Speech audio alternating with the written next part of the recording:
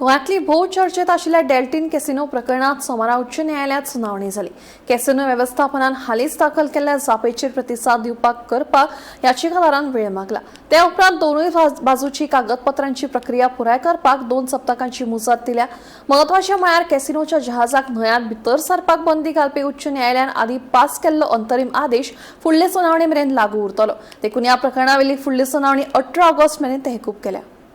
Casinos are authorized to operate only game of electronic amusement and slot machines, and on board the vessels, such table games and gaming offshore as may be notified.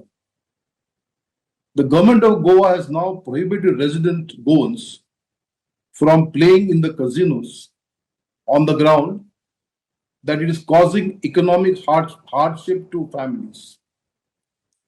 The government seems to have forgotten that all of us are citizens of this country, and if gambling is bad for one section of citizens staying in a geographical area, it is equally bad to families or other citizens staying outside another geographical area within India.